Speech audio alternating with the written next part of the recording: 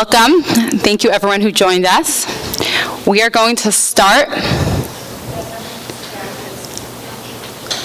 Live stream's on? 3 bubbies were sitting on a bench on a beautiful day like today. Thank you. One bubby lets out a sigh and says, "Ay." And the bubby sitting next to her says, "Ay vey." And the third one looks at her 2 friends and says, "Ay vey zmir." And the first one says, "Hey, I thought we said we're not talking about our kids today." There's a certain identification that many of us mothers have. The jokes that are made, the memes that are made, of the different joys, naturally, of raising our children, and also the challenges. We want to educate them, and we do the best that we can. We listen to chinuch podcasts, and we go to classes, and we learn. And sometimes there are challenges that do come up. And so we're gathered here tonight to address some of those challenges, to preempt some of those challenges, and most of all, especially those who are here in person, and if not, those who are here virtually, to connect with each other. How we can turn that oi to joy. How we could feel empowered, how we could feel confident. There was a man who once wrote into the Rebbe for a bracha for success in his business, and the Rebbe responded to him, "How could you ask for anything other than the most important thing, which is Yiddish and nachas from your children?" And that's what we're all here to create in our homes and spreading to the entire community. I want to take a moment to thank our sponsors, some of the pretty desserts in the back, the World of Chantilly, and I also want to thank the UJA for sponsoring tonight and for giving us the grant. So everyone, if you could sign in if you didn't yet, we appreciate that you enabled us to have this beautiful evening where you could come out with your friends, enjoy the desserts, and gain some words of inspiration. Because physicality and spirituality overlap. Heart, mind, and soul, mind, body, and spirit, it all overlaps. So the spiritual impact that we have on our children is going to affect their emotional well-being as well. And that's why we have a variety of speakers tonight to really, so that we walk away with this holistic view and empower with our chinuch. Our first speaker is Rabbi Shmuly Avtzon. He's the director of Sichos in English, succeeding his father, Rabbi Avtzon, alav shalom. And Sichos in English actually published a book called Healthy in Mind, Body, and Spirit. They have one on mental health with very insightful letters of the Rebbe. He will give us a tiny taste of it. And he's also mashpia in 770, brings his extensive knowledge of the Rebbe's teaching to us. Rabbi Avtzon.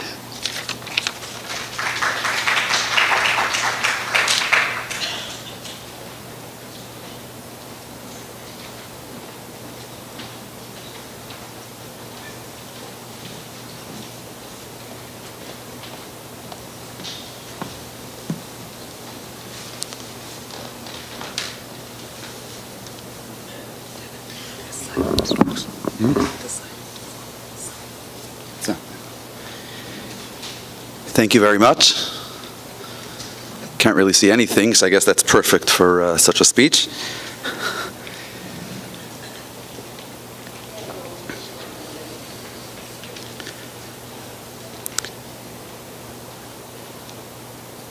So actually, Mrs. Blau mentioned the book.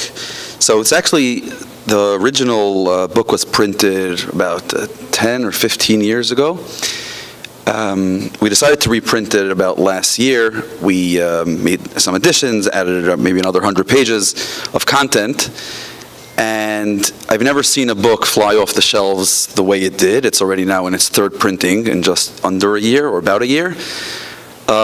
So I'm not the greatest mumche in mental health, and I'm not coming as that representative, but I can just say that obviously the Olam is very response to it, and this is a topic on everyone's minds, and I'll just try to share some thoughts from the Rebbe's words and based off the Rebbe's words. Mrs. Jungreis-Wolff passed away a few months ago. I'm sure many of us knew her. A son of hers was a good friend in my class. A few boys are good friends of mine. And after she passed away, a small anecdote of her with the Rebbe was circulating, and I think it's very, very illuminating. So the way they wrote it is that their mother once wrote to the Rebbe about the stresses of her many responsibilities, and the Rebbe responded to her with these words, Hadlakas neireis bli lachatz. You shall light the Shabbos candles without any stress. So she's writing to the Rebbe about stress, and the Rebbe says, so light Shabbos candles without stress. So the story is pretty much straightforward. So I was thinking, what is the message here? Like, what is the Rebbe saying? So you could take it from two perspectives, and I assume there's a certain truth to both of them. Number one is that the way you take in Shabbos is the beginning of the week. It's the end of the week, and it's the beginning of the next week. It gives chayas to the entire week. Start off Shabbos on the right foot without stress, and you'll be without stress for the rest of the week. Or you can say, or perhaps in addition to that, you can say, we all know how stressful Friday afternoons can be. Right? When Shabbos comes in during the winter at 4 o'clock, 4:10, 4:11, when's the earliest Zman, and we always say, oh, if there would just be one more hour, things would be so different. We wouldn't be running around like totally mishuggah with our kids jumping on top of us. And then the summer comes, and Shabbos comes in at 8:11, and 5 minutes before Lichtbenchen, the same stress is going on. There's something about Friday afternoons that just puts us all, I know it's not fair for me to be telling you what happens Friday afternoons, but it's just a stressful moment. Even in halacha, Friday afternoon is a time of stress, and it's important to recognize that for shalom bayis, etc., etc. And the Rebbe is basically saying, if you can take those moments, those Friday afternoon moments, Friday by Shkia, by Lichtbenchen, which can be potentially very stressful moments, and take those moments and make them moments of bli lachatz, lighting your candles without stress, then that can give you chayis and energy for the rest of the week. And I think, perhaps to paraphrase the Rebbe, maybe in general this is the time that we're living in today. Sounds not bad. Okay. Do I sound a little stressed over there?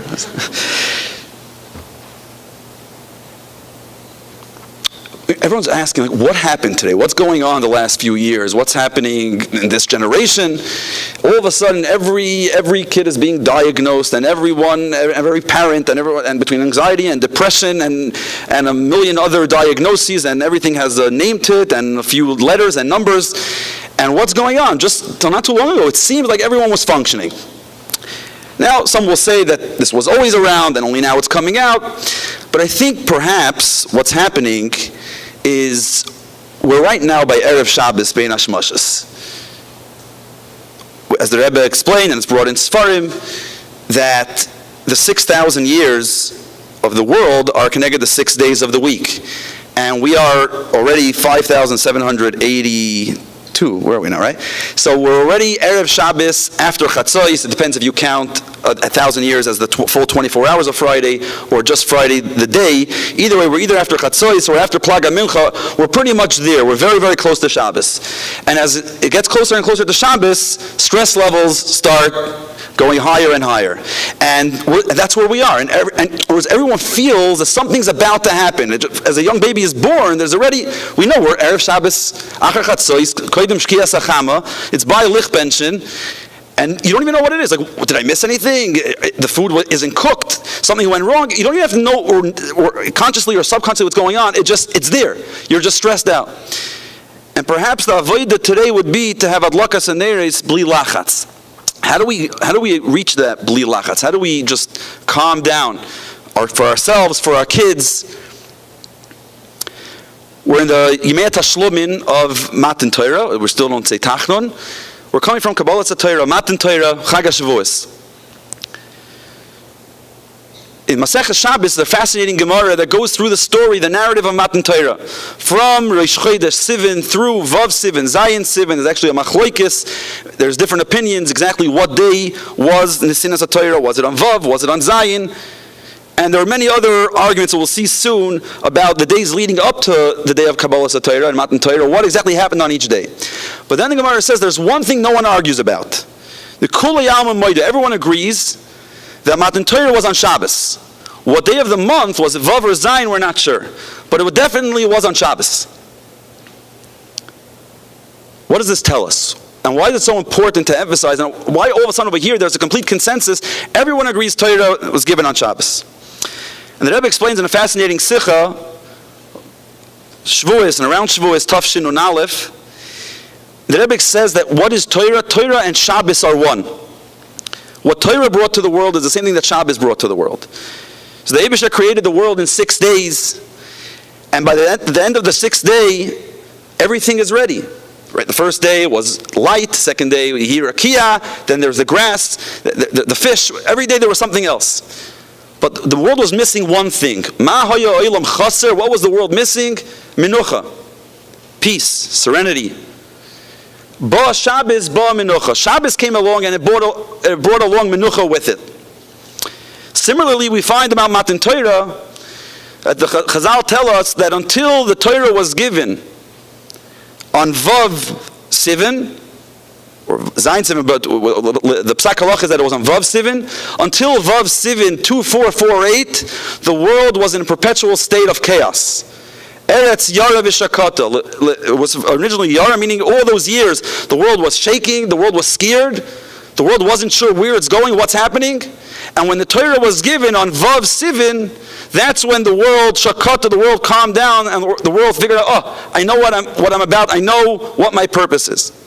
Shabbos brought Minucha and Torah brought Minucha. Why did they have to bring Minucha? More than that, when we say they brought Minucha, Chazal tell us, Ma haya olam chaser. Until Shabbos came, the world was missing Minucha. The world was missing Minucha, missing peace. Isn't Minucha the status quo? If you do nothing, if there's nothing going on, I'm at peace. Right? So often we wonder, why am I so stressed out? Why am I so anxious? Why is he or she so anxious? What's going on? And it must be this reason. Maybe there's too much pressure coming from work, too much pressure coming from school, too much pressure coming from homework, too much pressure from the teachers, too much pressure from peer pressure. And these are all true, but they're all symptoms. Because we see the Chazal tell us that Ma hayalim chaser minucha. The world in its natural state does not have minucha. Shabbos comes along, ba Shabbos, ba minucha. Without Shabbos, there would not be Minucha here. Why not? And the Rebbe explains that the world in our lives is a perpetual state of stress. Just the way the world is created, the world is made up of Zman and Makim, time and space.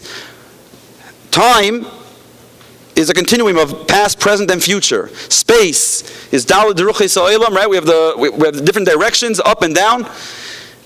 Every moment, something new is happening. You can't compare the present to the past, and definitely not to the future. We're in different places. Every place has its culture, has its special personality, has its character. Every moment in time, there's so many changes going on. Just by the world existing, by living in this world, we're constantly living with changes, and stressful changes. So just being alive in this world can be a stressful thing. So then the question is, one second, so how do we bring Minucha to this world? Can we live with Minucha? Ba Shabbos, ba Minucha. Ba Matan Torah, ba Minucha. What do Shabbos and Matan Torah bring? They bring us singularity. They bring us achtos in a world of pirud, in a world of differentiation, a world of separateness, in a world of many different factors and factions in our lives. What is Shabbos? Shabbos tells us, it's a day that we celebrate the Eibusher creating the world, and we recognize, one second, all this that's going on in my life, where does it come from? Hashem Echad. And it's all here for a purpose, to bring the Shekhinah into this world. That's what Torah brought to this world. Till the Torah was here, we didn't know what the purpose of the world is. When you bring people purpose, more importantly, singular purpose, all of a sudden, in all these different details and parts of our life, we're able to find one focus. And that's what brings people Minucha. Okay, so that sounds pretty simple. So just give people Torah, Shabbos, Kavana, purpose in their lives, and they'll respond and they'll reach a state of Minucha. But we see it doesn't always work that way, and sometimes it even seems that not only these things don't help, sometimes they seem to be impediments and standing in the way. How often do we hear, the way I was told something, and school, homework, Yiddishkeit can be so stressful.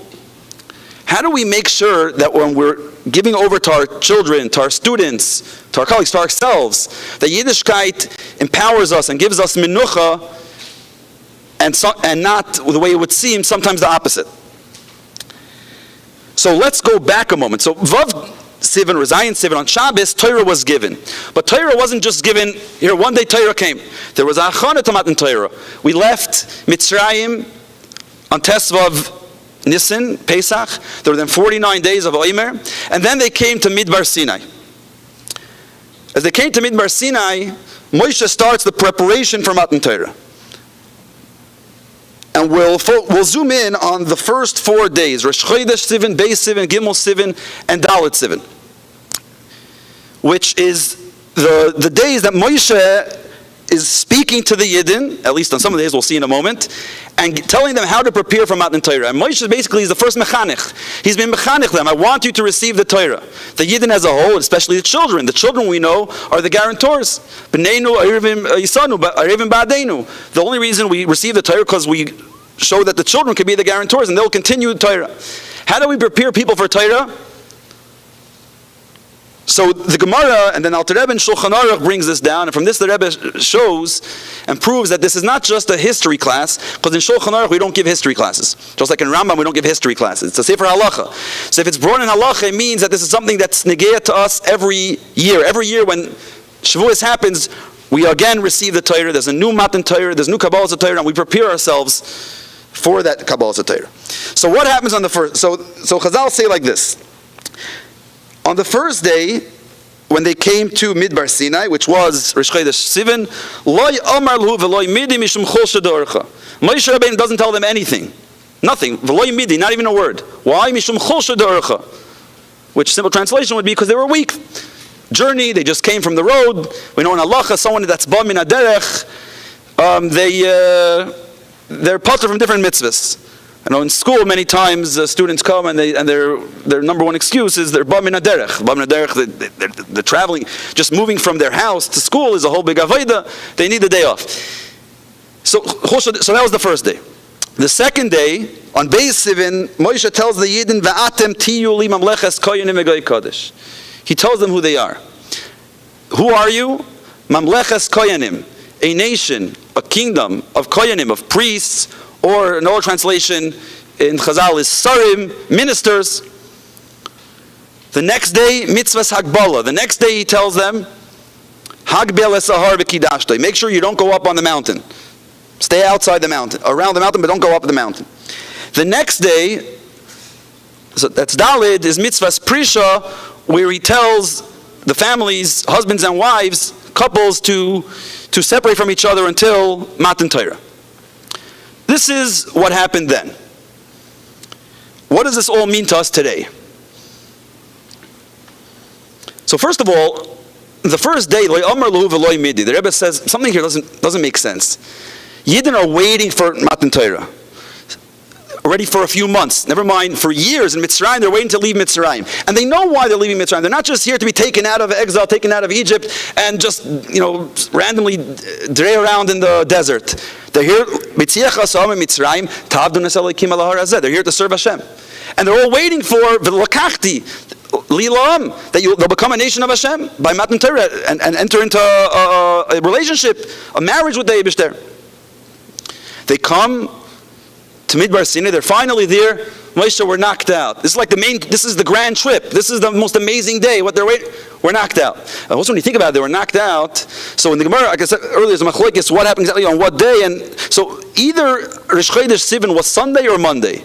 Either way, Shabbos, they didn't travel on Shabbos. They had the whole Shabbos off.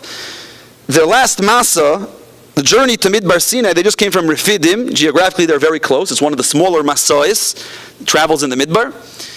And the travelings in the Midbar, they had a cloud in front of them. There were no valleys, there were no hills. It was pretty much an easy road. Something doesn't make sense here. He doesn't tell them anything. Moshe doesn't think to tell them anything, and the Yidden don't ask for anything to be told to them. And the Meir Dika Sicha, the Rebbe explains, the Oimek Apshat, what is the Gemara really telling us over here? When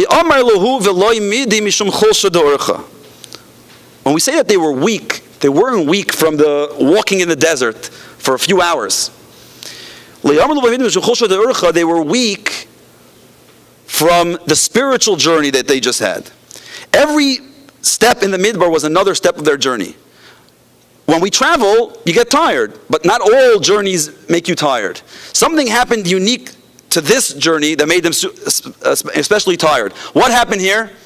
When they came to Midbar Sinai, what happened on Rosh Chodesh Sivan? Vayichan Sham Yisrael neged Ahar. Ki ish echad b'leiv echad. There was complete unity, complete achdus. Where does this achdus come from? So as I'll say, all the other masois, all the other stops they had in the Midbar, there was some sort of fighting or friction, which doesn't necessarily mean they were constantly fighting real fights. Jews naturally have different opinions, and there were differences of opinion. But here in the Midbar, they reached complete and ultimate unity. Where did that come from? How did they reach that? So it says, let's go deeper. Mishum chosha de'orcha is the reason, not just the outcome. They were knocked out because of their journey. The way they did this journey is mishum chosha de'orcha. What's chosha de'orcha? A certain chalishus. Chalishus is like bittul. In chinuch, and this is with our students, with our children, with our colleagues, with friends, even with ourselves, we always feel like we have to say something. Like, oh, you got to say something. What are you going to tell the guy? What are you going to tell her? Something has to be said. We can't just be silent. And together with that comes also assertiveness. We have to assert ourselves. How often are we told, you have to assert yourself and you have to show who's the boss, etc., etc. That's true. But maybe that should come in a few moments. The first thing is, mishum chosha de'orcha. You could weaken yourself a bit. Chalishos, bittul. It doesn't start with asserting yourself. It starts with Vayichan Sham Yisrael neged Ahar ki ish echad b'leiv echad. There's complete unity, complete oneness. We're all here. Unconditional acceptance, unconditional love. No matter who you are, we are, whatever you did till now is irrelevant. Many of these Yidden coming to Midbar Sinai, they were in Mitzrayim. We know it during Kriyas Yamsuf, the Malachim were telling the Eibush something doesn't make sense. Halalu oiv the Avodah Zarah, halalu oiv the Avodah Zarah. The Yidden also served Avodah Zarah, not only the Mitzrayim. Why are they being saved? The Yidden have just served Avodah Zarah. Chazal say if they would have been in Mitzrayim a little longer, they would have fallen into the 50th Shara Tumah, and they maybe wouldn't have been able to be saved. Now you're coming here, you're coming to Matan Torah, the first step is Lo Yamar V'Lo Yimidi. A little bit of silence. Acceptance. That's stage one. But we don't just stay there. We're not just silent our entire lives. We have to educate. Step two. When we actually and finally open our mouths, the first thing we tell them is, Ve'atem tiyu li mamleches koyanim v'goy kodesh. Before we tell them what to do, what not to do, and how to do it, we tell them who they are. Who are you? What is your identity? What do you stand for? Ve'atem tiyu li mamleches koyanim v'goy kodesh. That's who you are. In an amazing letter, this is one of the letters, this letter is, as Mrs. Blau mentioned, it's brought in the book. This is actually a letter originally penned in English by the Rebbe. So, the Rebbe there is responding to a parent, it seems, that's asking for advice with regard to certain educational problems, especially how to influence the children to get rid of undesirable habits. So first the Rebbe says, needless to say, these problems cannot be adequately discussed in a letter. Speak to experienced teachers and educators. They'll always be the best guide. There's none wiser than the man of experience. Also, it is difficult to give advice from the distance, especially as the psychology of children may vary in certain aspects from one country to another. But here the Rebbe says something amazing. After the introduction that there is no one size fits all, one answer for everybody. There's different cultures, there's different kids, there's different countries. There's so many changes also with the generations. But the Rebbe says there is one point that's for everybody. One point. Nevertheless, I would like to make one general point which can be universally applied in educational problems, a point which is emphasized in the teachings of Chassidus. I refer to the effort to make the children aware that they possess a soul which is a part of God, and that they are always in the presence of God, as explained in chapters 2 and 41 of the Tanya. Right, in chapter 2, the Alter Rebbe explains that every Yid has a neshama, which is a chelik elikam imal mamish, a part of Hashem. And in chapter 41, the Alter Rebbe brings the idea of V'hine Hashem nitzav olav. I think I just reached the official end of my speech. Can I continue a few minutes? Another 5 minutes? Okay, perfect.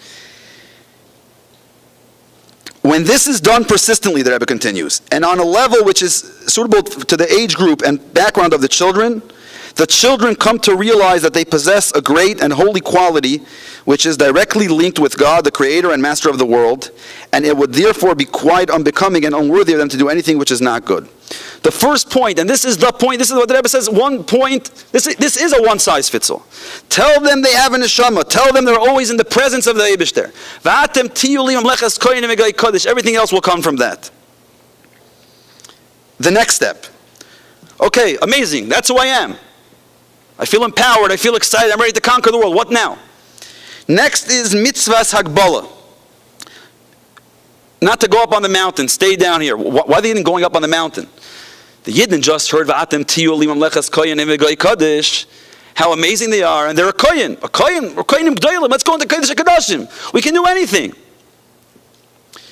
In other words, with the proper message of Beis Siva and of V'atem tiyu limam lechas koyin emegay kadosh, we can give to these children a passion and a feeling that they can do anything, which is amazing. But then we have to channel it. Hagbel esahar. No, don't go up the mountain. That's not the kavanah. The purpose that you're here is for your shlichus. What's your shlichus? Stay on the ground, 2 feet on the ground. Make a dir b'tachtoinim. This is your experience. This is your purpose. Channel that energy for their positive purpose. So the Rebbe says that's the idea of the mitzvah saseh. Bring kedusha to this world. Don't run away from this world. Bring kedusha to this world. Let us tell our children, let us tell our students, what are they here for? You are amazing, and therefore what? And therefore, adding kedusha, help your friends, Torah, avodah, gemilas chsadim. You're amazing. Bring kedusha to this world. Then, after these steps, comes dalit sivan, mitzvahs prisha. Mitzvahs prisha, now we tell them, okay, one second, you're in this world, but sometimes you have to be poirish from the world. We told them not to go on the mountain, to be down here. Okay, one second, if I'm down here, I have to make a dir b'tachtoinim. So we embrace the world. Okay, so I'll embrace everything that comes with it. You're talking in this world, and that's the shlichus, but you have to recognize that in this world there are certain things you have to be careful of, and there has to be boundaries, there are rules, etc., etc. And as simple as it sounds, inherently this could be counterintuitive, because so often we switch the order. First thing is rules. Don't do this, don't do that. We start with that. Okay, so what should I do? Oh, you could do this. And then if they do that, we start telling them, oh, you're amazing, and we brought Tati and Mami such nachas, etc., etc. And then maybe if we have a few moments, we'll keep our mouths shut for a few seconds. Embrace them, empower them, channel them, and then give them guidelines and rules in order that they could actually fulfill their shlichus in this world. In the continuation of that letter, the Rebbe says, ultimately, so the Rebbe addresses the actual issue that this parent, it seems, brought up.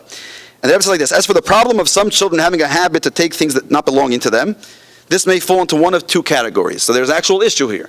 Kleptomania, this child seems to be taking other people's things. What do we do? And I think this is a very yisoidistic point in the Rebbe's attitude to mental health and anything in this world. The Rebbe says there's two categories. The attitude mentioned in the Mishnah in Pirkei Avos, shali shali v'shalach shali. What's mine is yours, and what's yours is mine. Shali shalach shalach shali. In this case, that effort should be made to educate the child that just as it is necessary to be careful not to offend or shame another person, so it is necessary to be careful not to touch anything belonging to somebody else. In other words, there's an issue here. Okay, what do I do? The first thing is, look, in Torah, open up Pirkei Avos, teach them the Mishnah, learn with them, bring mishalim, stories, inculcate them with these ideas, and this is the number one address. This is how we start. Now, there can be a situation where there's an unhealthy condition which should be treated medically by specialists who know how to handle such an aberration. Right? So we see over here there's two tiers. And the first approach, A, is, well, the first place we look to is in Torah, guidance. What does Torah have to say about this?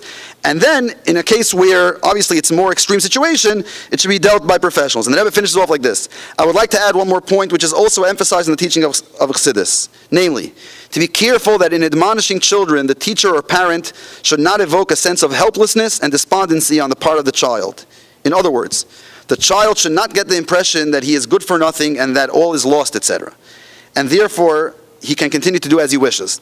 On the contrary, the child should always be encouraged in the feeling that he is capable of overcoming his difficulties and that it is only a matter of will and determination. Let us continue our shlichus, yimatzliach in our shlichus of raising healthy children, begashmias and beruchnias, as the Rebbe would say often, especially in the Tavshin and Beis, in the last few months when the Rebbe said the sichas, a term the Rebbe chazer over again and again, is that we should leave galus neshamis briyos begufim briyim, healthy neshamis, healthy bodies all together, and we should all raise healthy chayalim. To win a battle, we need healthy soldiers, and together, us all as parents, as educators, as students, as friends, go together. Gesundheit, the Kabel Pnei Mashiach Tzidkenu. Thank you very much.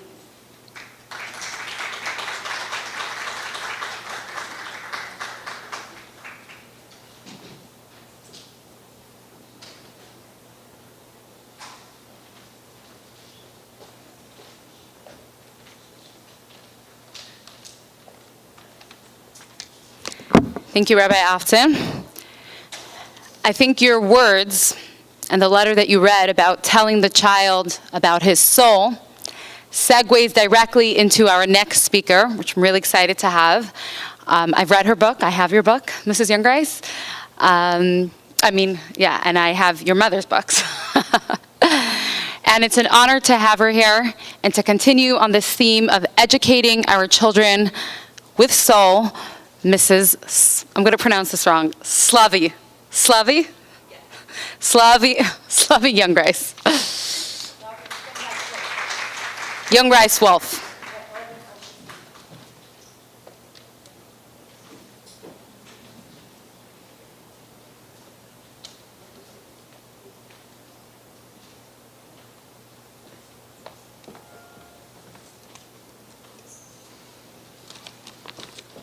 Thank you so much. Okay. It really is such a pleasure for me to be here, and I must tell you that I've been in many, many venues and schools, but this is just a really malchustic school, so it must reflect the importance that you feel for the chinuch of your daughters. I was speaking at a convention not so long ago, and it was a Shabbos. At the end of my talk, there was a line of women. As I came to the end of the line, there was this little girl who was waiting to speak to me. So I bent down and I said, Bubala, do you want to ask me something? And she nodded. She must have been 9 or 10 years old. And I said, what would you like to ask me? So she said to me, what do you do if... And then her eyes started to just fill with tears. I said, if what? What do you do if you're just always scared? Are you always scared? I said to her. And then the tears really started coming. I said, what are you scared of? Everything, she said. Everything. During the height of COVID, I spoke to a pediatrician, and he told me simply like this. He said to me, the kids are not all right. They're just not all right. What do you mean? He told me that he's dealt with parents, principals, teachers, Rabbi, Rebbitzens, and they're telling him stories of kids coming from really good homes, who've never been in trouble before, never been afraid before, never had issues before. There's so much anxiety. Kids feeling afraid. Is there school or is there not school? Kids missing bar mitzvahs and bas mitzvahs, going to grandparents, being with cousins. Just regular experiences. And kids doing things that you just wouldn't ever imagine that these kids would be doing. They're not all right, he said to me. We have COVID. We have a war. We have inflation. We have anti-Semitism. And then we have kids dealing with just life. There's bullying. Just today, a mother called me just crying about her child being bullied. Social issues, health issues, family stuff. I mean, our children deal with a lot. And that's why we're here tonight. Over Shavuos, I did have a shir, many shir, but one shir that I had was with a group of teenagers. And I posed different situations to them that I receive as questions. One question that I had received that I posed to them is a mother who wrote that her mother, her elderly mother, requires a grandchild to sleep over the home. And when it's her daughter's turn, this teenager, her daughter just doesn't want to go. She refuses. So should she tell her she has to go? Or should she just tell her siblings, my kid doesn't want to? And I posed this to the teenagers. And one raised her hand and she said, well, definitely she can't go. I mean, she'll have trauma. And I said, you know what, guys, you're all much stronger than you think. And you don't have trauma so easily. Let's not overuse the word trauma. Going to Bubby's house is not trauma. So what do we do? Is this the first time that as a nation we've been in a stressful world, in a stressful place? Is this the first time that we have felt choshech and lachatz and pressure, anxiety, fear? Of course not. If there's one thing that I've learned growing up, this is the lesson that my mother always taught me. Hafoch ba dekula ba. Turn the pages, everything's in the Torah. So if we want to know, first of all, how to relate to our children, how to give them strength, how to give them grit, how to give them resilience, how to overcome fear. Because so many children today are afraid to try new things, afraid of failing, afraid of new social situations, afraid of everything, afraid of sleepovers. So much fear, so much anxiety. How do we help them? When was the first time that we as a nation encountered fear, stress, darkness, pressure? Of course, in Mitzrayim. And the word Mitzrayim itself means tsar, choke. To feel as if you're in a situation that you are stressed out and choking. It's not just a physical place. It's an emotional and mental place. Anytime that you feel that way, you're in Mitzrayim. What happened in Mitzrayim? What gave life to the children? The pasuk tells us clearly that there were two women, two miyaldot, Shifra and Pua, Vatechayena et hayiladim, and they gave life to the children. How do you give life to children? Be a Shifra and be a Pua. And what does that mean? Why does the Torah give them that name and not their regular names of Yocheved and Miriam? Why not Chaya? Why not Hatzalah? Why not Bracha? Didn't they give life? Didn't they give blessing? Didn't they save them? What does Shifra and Pua mean? And Rashi teaches us, Shifra, Mishaferet et Havalad, that she would make the child beautiful. Pua, because she would say, Poo Poo. What does that mean? How does that relate to us in our own lives? When your child is feeling stressed, when you are feeling stressed, it's very easy to go into a very dark place. And do you know what we must do to give life to our children? The first thing is to be a shifra. And what does that mean? To find that inner light within that child, that inner magic, that inner beauty, and then teach that child to shine her light onto the world. You don't have to be afraid. You're not a mess. Okay, you made a mistake. Doesn't mean that you are a mistake. There's so much beauty inside of you. But when we fall into a hard situation, it's very difficult to see the beauty within the child. And we get stressed. We look at them and we get upset. Number one, vatechayena, give life by seeing the beauty and the magic in the child. Pua, what does that mean?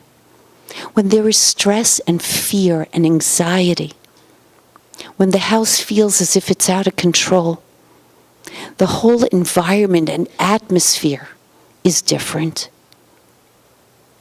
So my job, my responsibility, my ability, my mission as a mother is to be a pua, and that means that instead of adding fuel to the fire, instead of coming and screaming and getting out of control and getting emotional and having all the drama, my job is to create a sense of peace and shalom.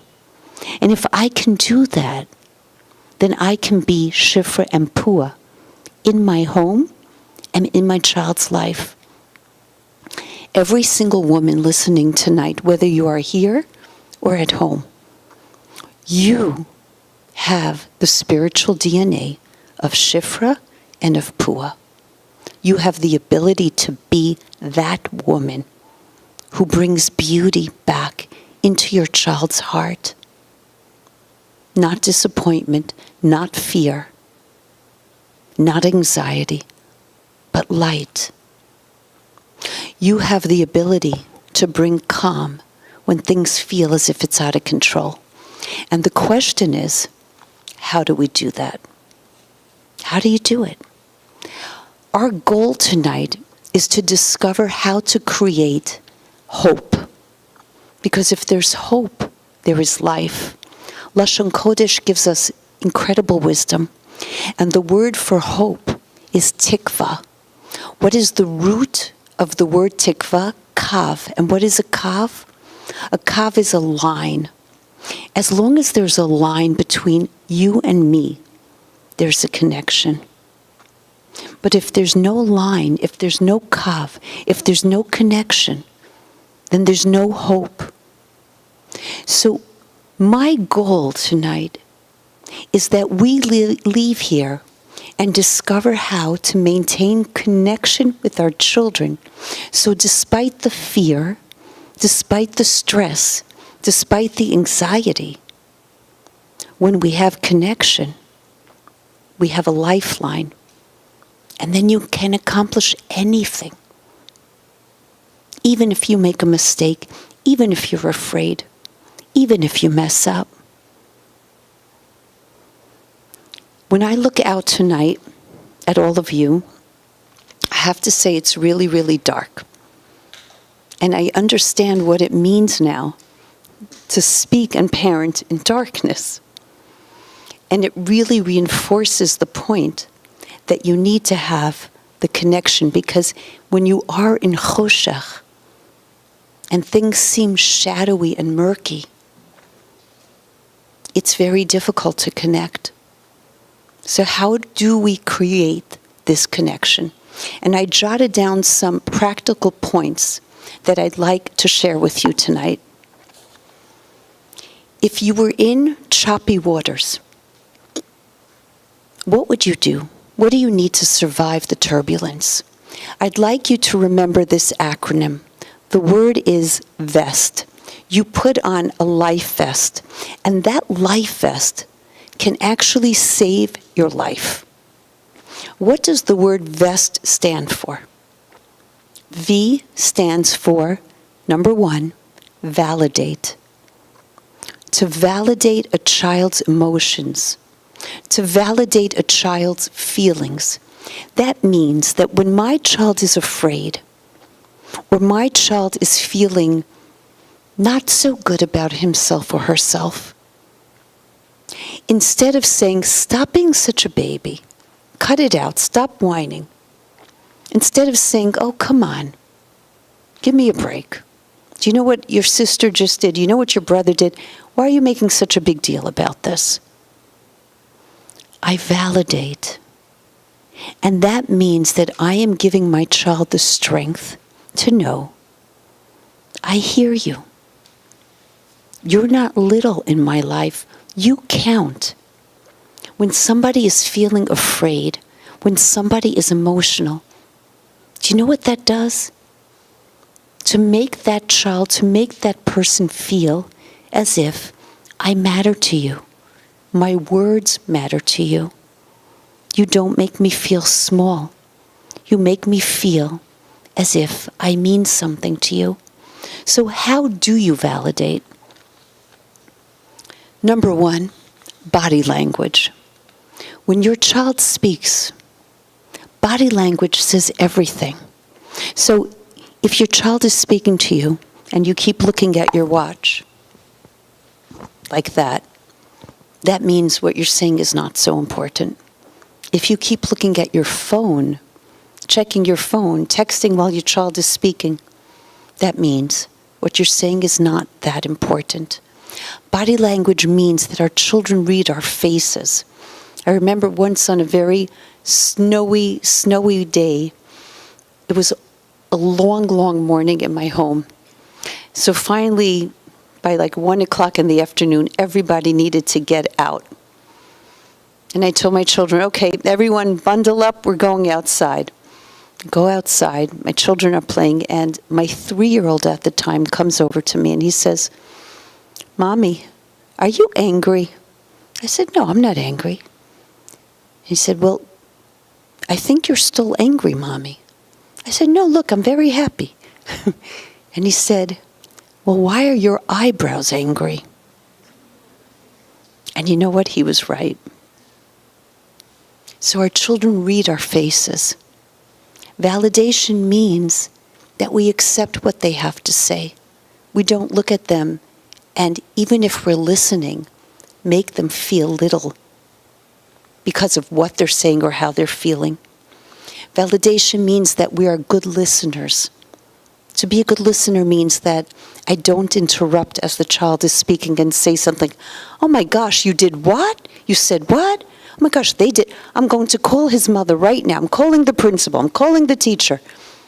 So we just allow the child to give us the situation, and we don't try to fix it, and we don't try to show judgment on what they're telling us they did or did not do. And number 3, when it comes to validation, is we use sentences like, wow, that must be very frustrating for you. My gosh, that must have felt really scary for you. It sounds like you're really upset. Validation means that I'm able to help the child identify the emotion and give voice to that and reflect that back. That's validation. If I can do that, number 1, I'm letting the emotion of the moment settle down. The child feels that they're able to speak to me. I'm able to understand. We're able to connect. And I have become a shifra and a pua in that moment. Vatechayena et hayeladim. I'm allowing the child to live. That's number 1. Number 2, encouragement. That's E. E is for encouragement. And what does that mean, to encourage a child? To encourage a child when times are difficult or fearful, when a child is anxious, means that I teach my child to have an ayin tova. How do I do that? I do that by not putting my energy into the negative, into the drama. I put my energy into the positive, into the hope, into what could be. Lashon Kodesh again gives us incredible wisdom, because the word nega means to be hit, to have a strike. But if you take the same letters and you turn them around, do you know what word you get? It's so beautiful. You get the word oneg, which means pleasure. What's the difference between feeling as if you have a nega, you have a strike against you, you're anxious, you're upset, you're angry, versus having oneg, pleasure, joy, happiness? It's where you put the ayin. It's where you put the ayin. It's where you put your eye. To teach our children that it's okay to be encouraging to our children. When they come to us with a situation, when they come to us with a problem, when they come to us with feelings, to steer them towards the positive instead of the negative. How do we do that? How do we encourage our children? Let's say a child is afraid of work, homework, a test, and they're saying, I'm never going to do it. It's impossible. I can't. So, either many parents say, oh, just sit down and study, and you didn't study enough, and you should have started last night, and I don't know why you always leave everything for the last minute. What do you mean you don't have your books and your papers, and who are we going to call now? And why does your sister always have her papers?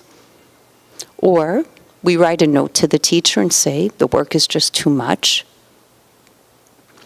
Or we can tell a child, you know what, you go to sleep and I'll finish the work for you. But none of that gives a child the ability to rise above and be resilient. I want to give my child grit. I want to give my child a sense of, I can do this. I want to encourage my child so I can say something like, I know it feels like it's a lot of work and it's hard. I'm going to make you a delicious hot cocoa with marshmallows just like you love.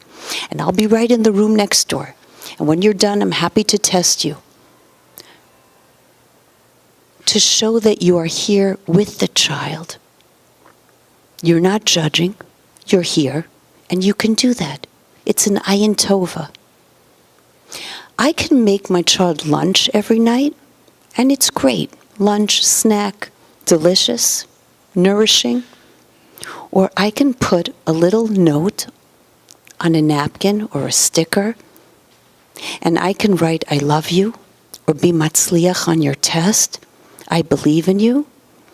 And now, the same exact lunch, the same exact sandwich or salad has become a source of encouragement. So look for little moments that you can give your child. That sticky note on the pillow, that sticky note in the lunch, that little moment where you can tell your child, I believe in you. Notice any efforts that your child makes, because usually it's the negative that we notice and not the positive. Notice the negative when a child makes an attempt to try something.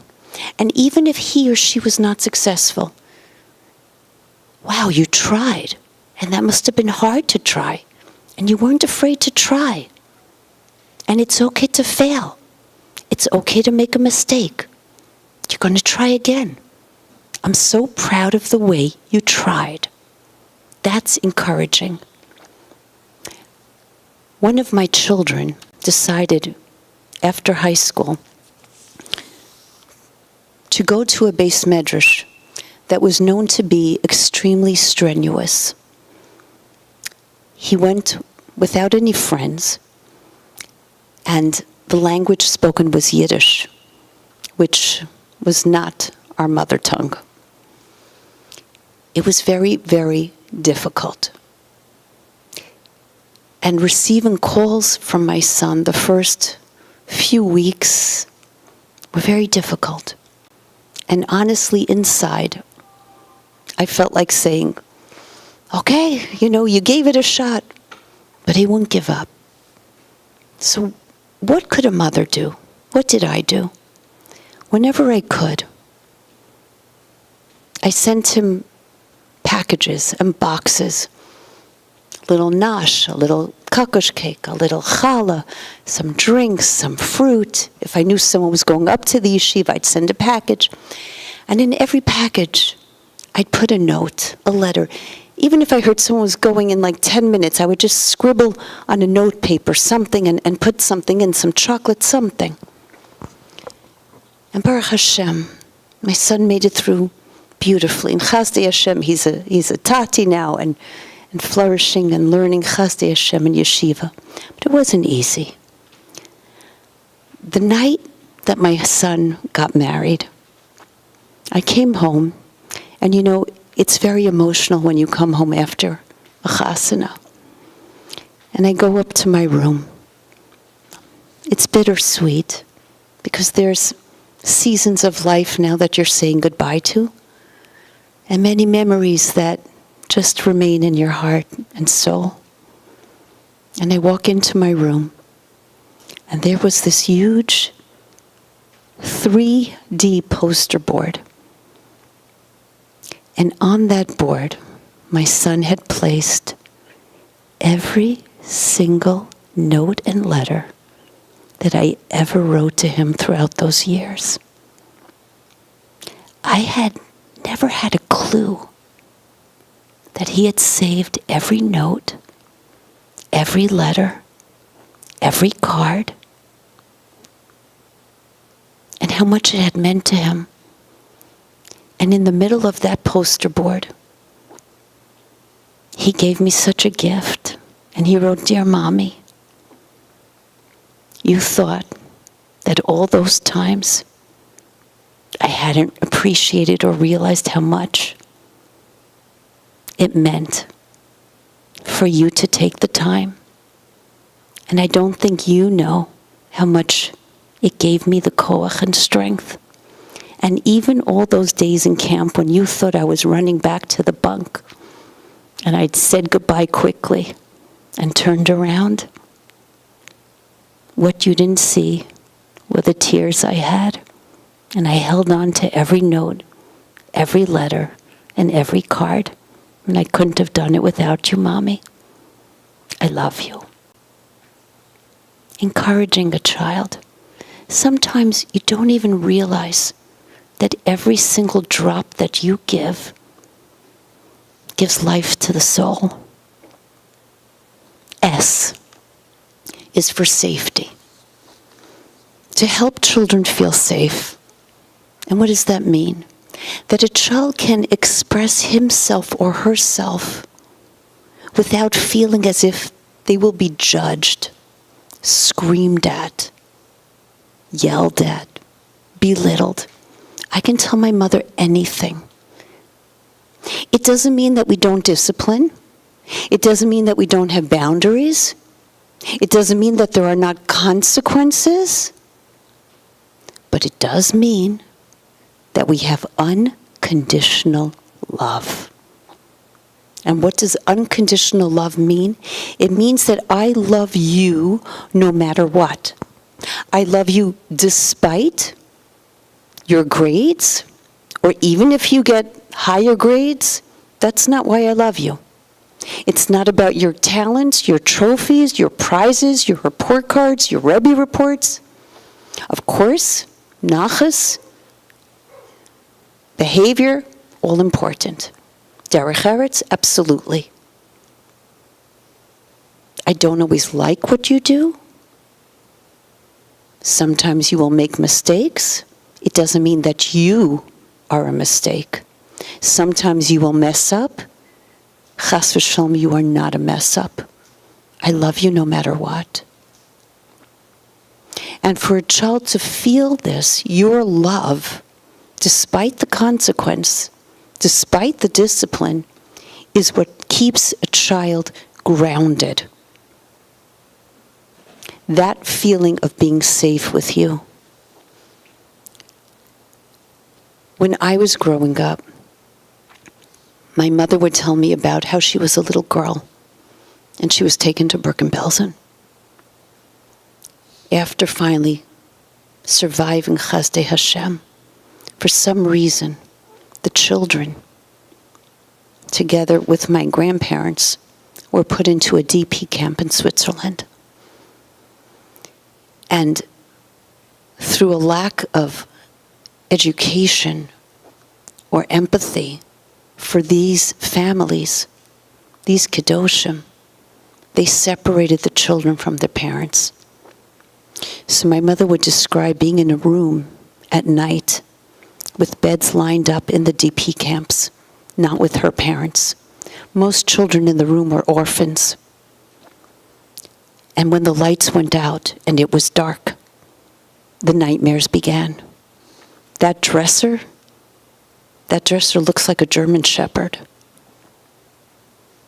That closet is a Nazi. The kids would just begin to scream and scream and scream.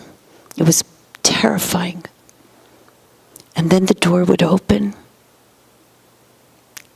and my Zaidi, my mother's father, would walk into the room.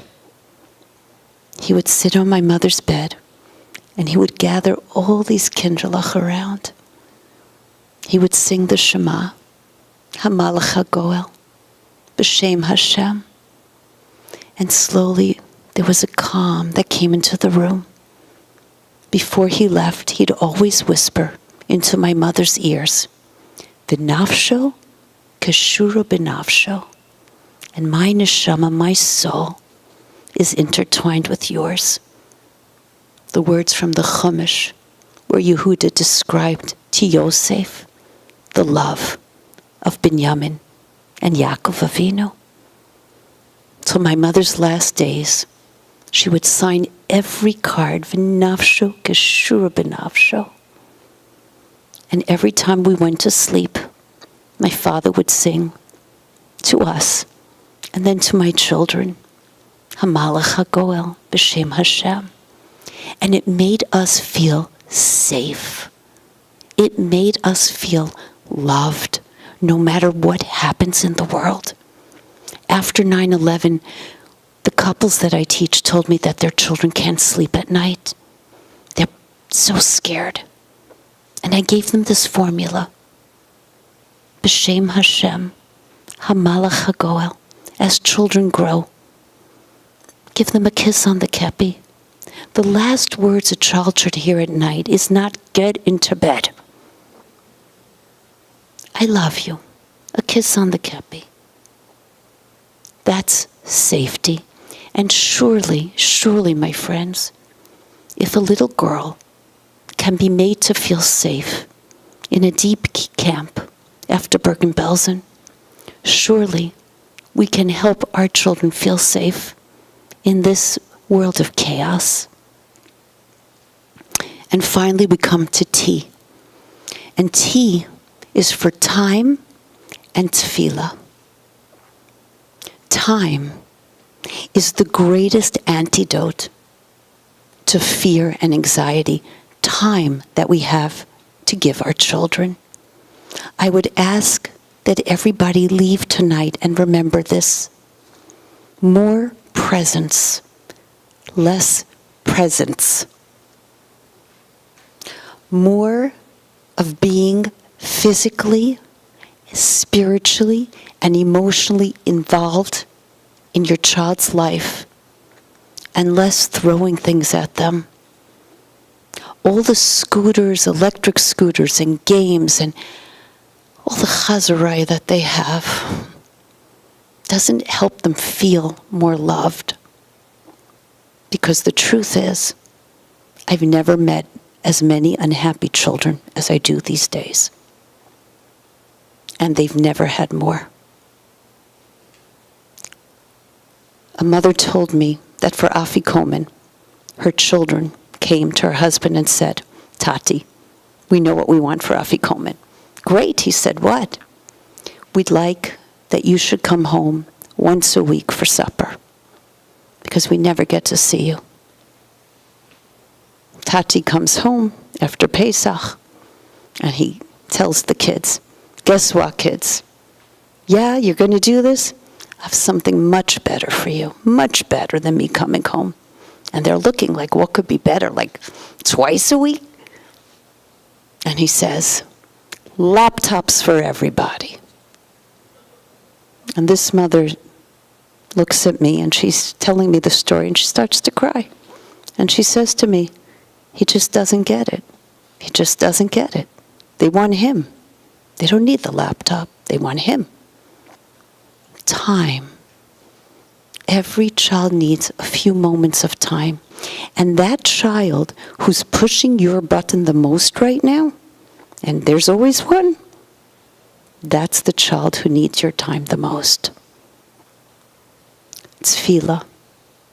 There's nothing like the tefillah of all of us right now listening to this talk. Because nobody in the world cries for a child the way a mother does. And nobody fights for a child the way a mother does. You tell a mother that her child is, forget about it, finished, no way. There's no way that a mother accepts that. A mother will be up a whole night singing Tehillim for that child. Why? Because we carry that life. And the tears of a mother are the tears of Mama Rachel. Mivaka al baneha. She cries for her child. Mivaka now. Al baneha ki einenu. Because her child is not. Whenever you feel that a child is einenu, is not, draw upon the strength of and the tears of Mama Rachel. So I end tonight with this final thought. I ask that you return home and take my message with you. That each of you know that you have the koyach of Shifra and Pua to see the beauty in every child, the magic, even in the most difficult situations, to bring calm, to remember the acronym VEST, validate, encourage, safety, time, tefillah. And if you are wondering right now, does it really, really make a difference? Can I really, really make a difference? Just singing a Shema, Hamalach Hagol, V'nafshu Kashur B'nafshu, does it really make a difference? Allow me to share with you that when my eldest daughter was a Kala, and we spoke about the music to which she would like to walk to her chuppah, she asked that she walk down to the music of B'Shem Hashem. And I asked her, why that song? And she said to me, Mommy, all my life, that was the tefillah that you sang to me before I went to sleep when I was a little girl. And now that I am starting a life of my own, I don't know where life will take me, Mommy. But there is one thing I want you to know. That wherever I go, I take Hamalach Hagol with me. That's your tefillah. And it makes me feel so strong and safe. I daven and I pray that all of us see the Geula Shleima together. That our kinderlach not have any more fear. That the world resolve all of its chaos. But know that your home is your haven. And you should have the kayach and the chachma and the bina and the siyata dishmaya to make that a reality. I thank you so much for listening.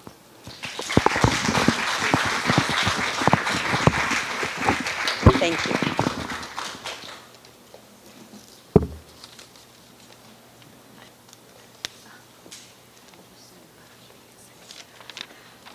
Wow. Thank you, Mrs. Wolff. I think you saw Malchus because that's what you represent. That's the way you spoke, not just so articulate, but straight to the heart and straight to the soul, empowering us to be there for our children. Thank you.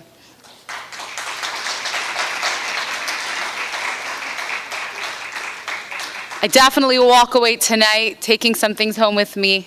Me'eretz Hashem. Thank you.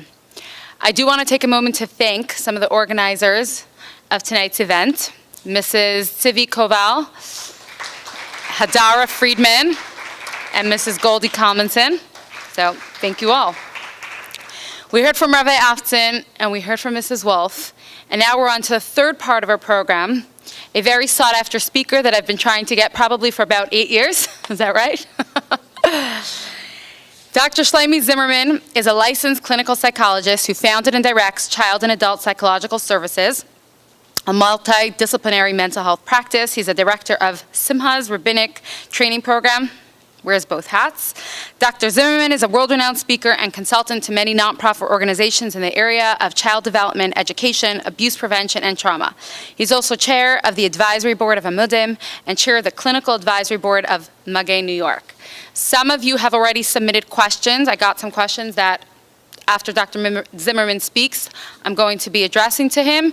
You can still continue to ask questions to the number, the branch's WhatsApp number, or Rabbi Dr. Zimmerman can take it live as well. So, thank you.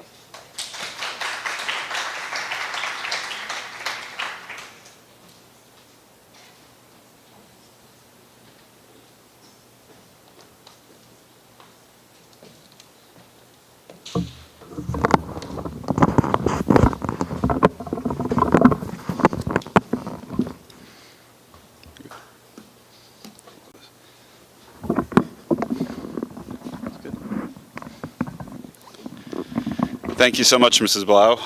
Wow, this is what an act to follow. Okay, but first of all, everybody, I'm going nuts sitting back there. You can stand up, stretch, move around, take a deep breath here.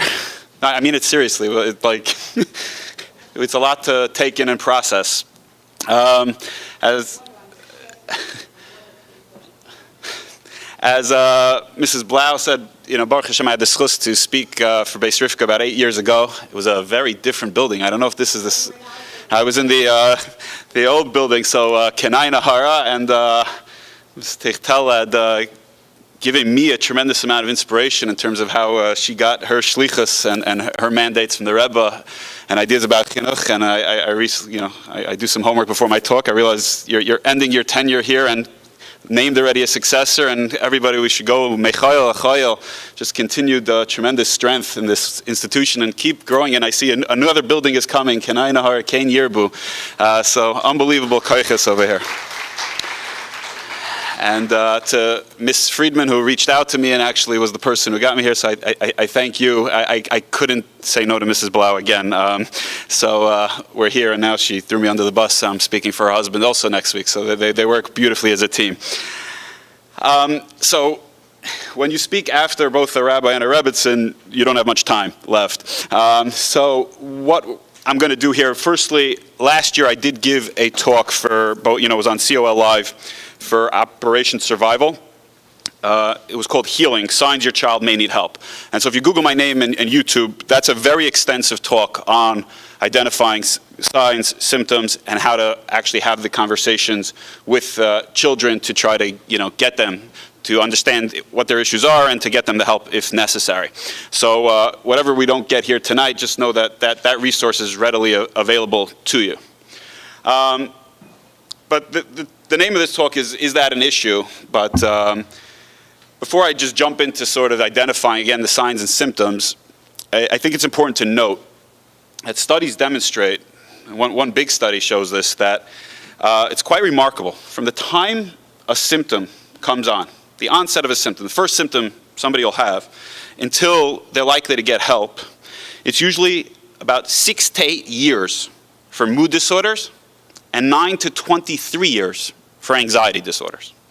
And the overall ballpark is it's roughly over 10 years from the time somebody starts struggling with a mental health issue until they're going to get to a place of getting help. And so really, I don't want to just focus again on say, okay, here are the signs, here are the symptoms, but I want to address for a moment, what's the obstacles? What are the things that get in our way here? So I'd actually I hope they gave you some sort of pen, paper. So basically, I'd like everybody, if possible, pick one person you're concerned about, and in 15 words or less, capture the essence of what concerns you about them. Okay? So jot that down, and really try to, concretize your thinking for a moment. 15 words or less. What's concerning you about this one person? Don't deal with a whole bunch. It's hard enough to deal with one.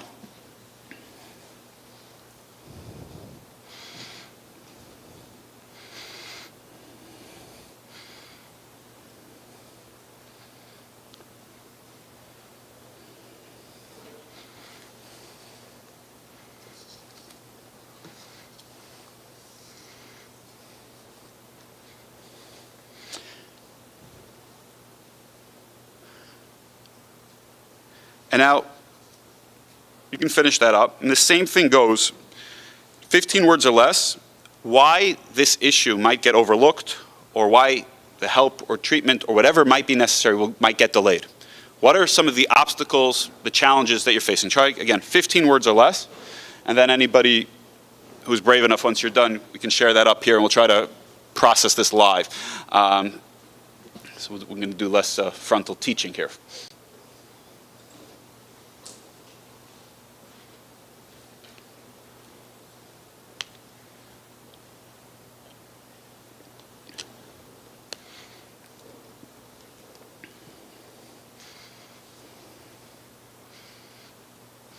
Okay. Anybody willing to share? It could be about a student, could be something that's, less personal. I'm sorry, I have a lot of bright lights here, so I can't see. So, yeah, go ahead, please. Okay, this is about a student, not about a child. But, might always say students like children. Student who shows signs of anxiety, and when she tries to articulate why she's so anxious, that she's fear, she's failing, whatever she does is not good enough like everyone else. She's not pretty enough, she is not talented, she's not smart enough. Now, I don't know why she's not getting help, but one of the reasons may be because she is functioning. She gets up in the morning, she puts on her uniform, she comes to school, she's got a sitter, acts like she governs, she passes the grade. So she's not, doesn't seem to be in crisis mode, doesn't look like she's any traumas, but she, in her own inner self, feels very, very unhappy and anxious. Okay, so beautiful. I'd like to address this. This is Siyat Dishmai. It's an absolutely critical point that happens. So one of the number one reasons a lot of these issues get overlooked is we expect that people who are officially struggling with mental health issues to wear some sort of sign. I'm not okay. And to act strangely, to do something different. And so there is a whole set of issues called externalizing disorders. Kids with ADHD, they act out, oppositional, those kinds of things. And they're actually a little bit more likely to get help because the issues are manifest and they're disruptive in the home or the school. And so somebody's likely to flag them. What these are called are what's called internalizing issues. They're happening internally to me. And what we're describing here is a person who can totally function. They go to davening, they go to classes, they do their schoolwork, they have friends. But internally, if this is what already is at the tip of the iceberg, they're already willing to say this to a principal. I feel like a failure. I'm not good enough. I'm not pretty enough. What's that likely to indicate about what's happening inside? Is that there's something really, really not okay. Something quite upsetting. Very likely intense, what we call pathological shame, just feeling of unworthiness. And so on one hand, you have this perfectly functioning young person, and on the other hand, inside they have all these issues. And so it's so easy for this to go on for many years, because what's going to ever stop it? So until we hit a crisis point, until there's a breakdown, until something drastic happens, there's going to be nothing that says, okay, right now, you got to get help. And this is a huge difference between this and sort of a medical issue, right? Kid gets sick, 1 day of fever, 2 days of fever, 3 days of fever, you're going to the doctor, right? A symptom that persists medically, almost inevitably, unless it's really slow and subtle, you're going to get help for them. These things you'll actually adapt to. Well, she's handling that okay. And this can go for anxiety, depression, obsessive compulsive disorder, shame, and even traumas. We hear the word traumas, and we think, oh gosh, this person's not functioning. Now, there are plenty of people in here who have been traumatized, and they function. Because mental health issues often don't take us out of functioning, but they put us into a place of suffering. And that's one of the reasons that this is very difficult. Anybody else, somebody over there was willing to share. Anybody? Go ahead.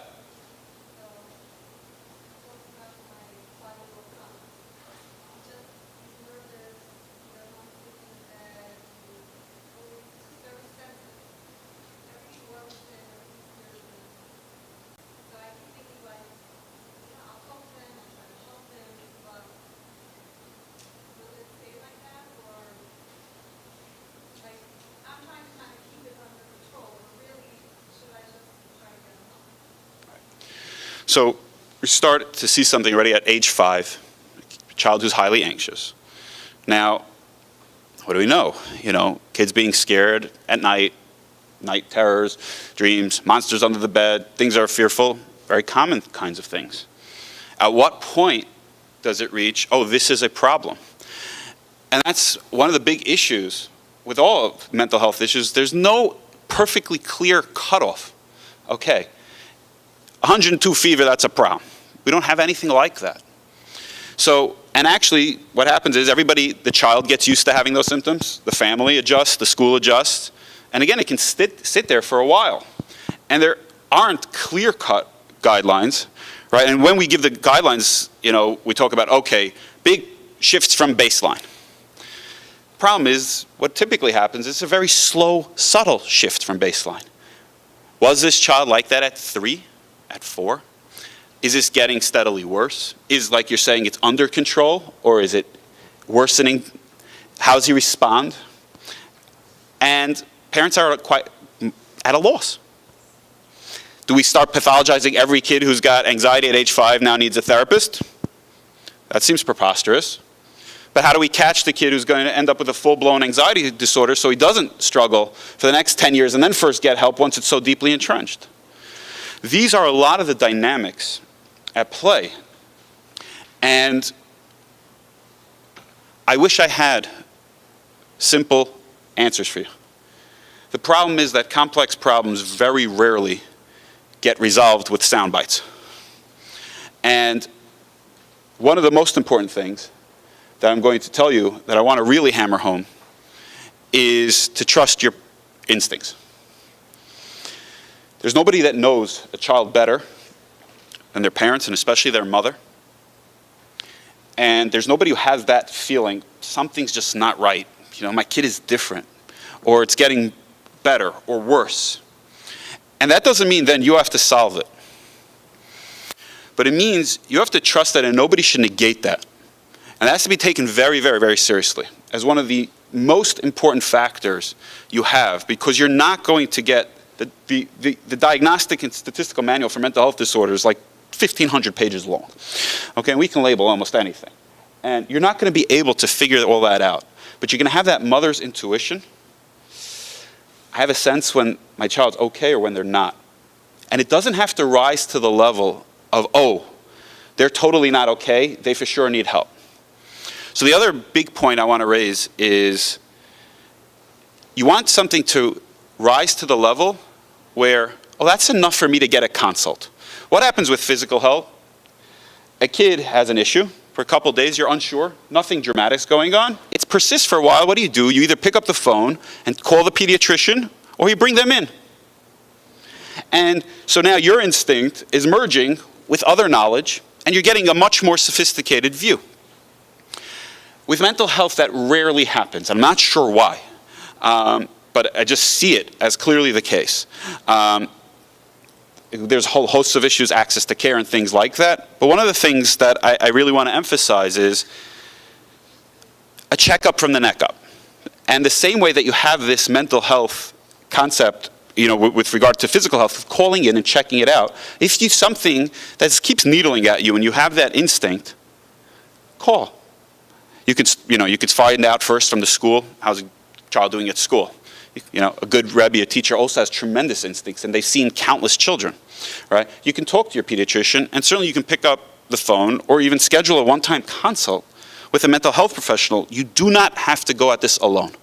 And I think one of the biggest issues is that parents feel like they have to decide this, and it's a huge deal. Send the kid to therapy, put them on medicine, all these kinds of things. And that is a very, very heavy load for somebody who has no training. But that's not your job. Your job is to be the parent and then to consult with an expert. Okay. So some just general guidelines. So of course, when we have extreme fluctuations in personality, behavior, or emotions, but also if there's slow and steady shifts, this person's becoming more and more anxious, this person's pulling more and more into themselves, they're getting more and more aggravated, agitated, those kinds of things. significant changes in any which way from baseline? Is their sleep changing? Is their eating changing? Are their life habits changing? Peers is a huge factor, especially in the lives of kids. And if somebody starts to really have issues with their friends or friend group, or you sense that they're getting bullied, or they're pulling away from people, or they're overly dependent on everything their friends say, those are signs that, again, hey, what might be going on here? Distractibility or inattention? Do they avoid people or activities? Any significant, right? Because we don't want to pick up on every little thing, because that life is full of them. But anything that's significant and seems to persist, those are the kinds of things we want to make note of and then take some action. And before we run even to professionals, we want to learn how to open these conversations up with the children or with the other adults who we're concerned about. And a lot of times that's about coming in there with a lot of humility, not, oh, I see you have problems. You know, much of the time when somebody gets sent for help, it's they get sent for help. Okay, you need to talk to somebody, right? That's not a good way for anybody to go to get help. It makes them feel even worse, smaller, and more insignificant. When we can open up by saying, hey, I noticed you're spending more time in your room, and I'd like to talk to you about that. And don't expect the kid's going to say, yeah, Mom, I've been real depressed and anxious, and I need a lot of help. That's not going to happen. They're going to say, oh, again with your schmoozes, right? But if you persist, kindly, gently, for very brief times, little drive-bys, showing care, concern, but opening something up with very concrete, without any accusations, and I just want to talk that out, you might pick up another tidbit, and then you can go further from there. Okay, so I'm pretty much out of time. So I want to just touch on two last points here, and then we'll stay around for questions. The other key concept is something that the Rav was talking a lot about, the letters of the Rebbe, and for me, I think it's fairly obvious. I'm not originally from Chabad, but I've actually read through quite a lot of the Rebbe's letters, and Rabbi Jacobson has been giving me quite the Hasidic shiurim over the years. One thing that's really consistent in the Rebbe's letters is both on the medical side and on the psychological side. One thing that seemed, you can almost sense the frustration in the letter, was when a doctor said, oh, the prognosis is terrible, or they're done, or give up. And the Rebbe repeatedly writes from, I think the Alter Rebbe, that it's only reshus l'roife l'rapois. The doctor only has permission to heal. That's the only thing they can do. They cannot predict, they can't, and definitely they can't write somebody off. And what I think and was so fascinating about the letters, he would say, follow everything the doctor says medically or psychologically, and nothing about what they say about prognosis. Such a dichotomy, such Torah wisdom. And I think that's important for us when we're dealing with people who struggle, is because these things persist for a long time. It's because it's very hard to get people help, and even the help is very usually slow and arduous and difficult. We give up along the way, maybe not blatantly or fully, but we say, we write them, that's their OCD, or she's just depressed, or she's always pulling to herself, and we start to have these labels and these judgments in our minds, and we don't give the people that sense that both the Rav and the Rebbitzen were talking about, that unbelievable chelek elikami mamish that they are, that is their essence, and that therefore there is absolutely no way that you can give up, because they are a piece of the divine. And I think that connects very strongly to something, that when I saw that this is a branches event, a story with the Rebbe came to me, that there was this well-known professor that came to talk to the Rebbe. And he said, people on the surface, they act kindly, they're supportive, they even might profess their love to you. But if you dig deep enough, you're going to find the same thing in everybody. They're all going to be selfish, arrogant, and egotistical. And he asked the Rebbe, why is this the nature of mankind? And the Rebbe answered with a mashal. He said, when you see a tree with beautiful branches, that was the trigger for me. Right, you see on the surface, you have these beautiful branches as you're walking down, or you're walking past this beautiful edifice, and with nice cars, nice homes. Right, on the surface, it looks beautiful. Everything's grand. So what happens if you take a shovel and you start to dig? What do you find? Dirt and mud. And the professor's nodding. Oh, he gets it. That there's the surface, everybody looks great, and underneath it's all dirt and mud. The Rebbe says, but he continues. What happens if you don't stop with the shovel and you keep digging and digging and digging? Then eventually you'll find minerals and diamonds. And I think this is a profound, profound insight for all of us. So many people living on the surface, that their houses are beautiful, their cars are beautiful, their children are beautiful, everything's nice and kol hakavod, everything's worked out. Ashreihim. Today, a lot of people have the beautiful house, the beautiful kid, the beautiful car, and inside they just feel like dirt. And under the surface, they're just feeling worthless, hopeless, not good enough, not pretty enough, not attractive enough, not a good enough student, not good enough, Oved Hashem, the whole 9 yards. A lot of dirt, a lot of mud. A generation that is struck by a magefa of feeling like dirt and mud. And I think the main mandate for parents, for educators, for therapists is first for ourselves to dig deeper. Because it's very easy to hear some of these talk. Okay, more time, more attention, more unconditional love. It's beautiful. I'm frazzled. I'm stressed. I'm going out of my mind. If one more teacher sends home another piece of homework for me to do, I'm going to kill somebody, let alone act calmly and peacefully. I'm going to commit a homicide. That's reality for many people, right? And, the dad wants to buy laptops because come home for dinner. Do you know what comes with dinner, homework, bedtime? You have to be nuts to go home then. Laptops, mincha, mariv, shir, whatever it takes. For so many of us, we have to dig deeper. And I think that's really the Rebbitzen's message. Her mother's message, her father's message was the message of the war, and these people was, whoa, you have no idea the reservoirs within. You have no idea the strength. And sometimes it's only through being pulled to bits that you can find that core, but it's not easy. And there's going to be a tremendous amount of humanity along the way. You're going to slip up, you're going to mess up, and the same way we have to give that unconditional sort of love for our children, most of us need to take that shovel and dig deeper first ourselves.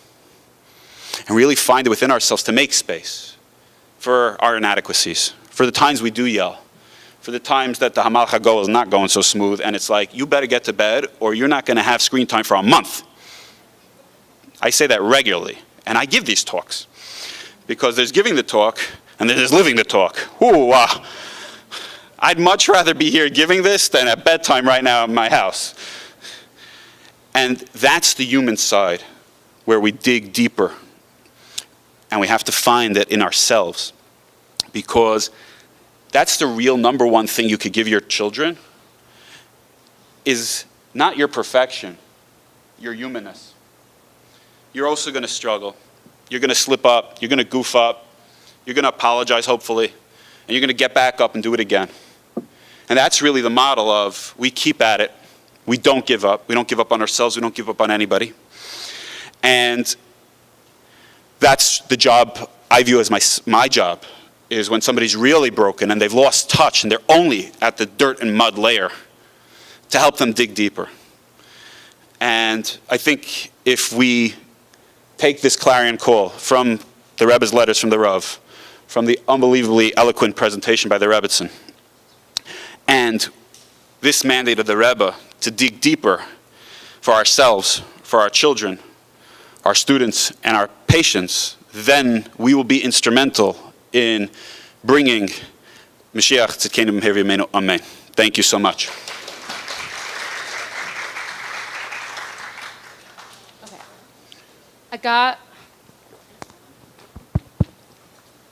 Okay, can you hear me? Okay, I did get one handwritten question, and then some came in for the message. I'm just going to read it. Question: my son told me that since the daily Levias during COVID, he just shut down. He taught himself not to care. So today, anytime he hears bad news or sad news, he just tells me he can't get himself to care. He just doesn't care. So, so often we're looking at defenses, things that we need to survive, right? So at the peak of COVID, particularly in Crown Heights and other places, the sirens were nonstop, the Levias were nonstop. And for young kids, that just pulled the whole rug out from under them. And the whole world became incredibly, incredibly unsafe. And one of the methods is, we use a fancy term for it, is disassociation. Okay, I'm out, right? And we manage to distract, to numb out. And on a child's language, he's basically saying, right, I don't care. And here's code word for any parent or educator. Right? Anytime somebody's saying they don't care a lot, right? And that's our defense talking, right? Okay, I don't care. It's like, okay, this is really killing me.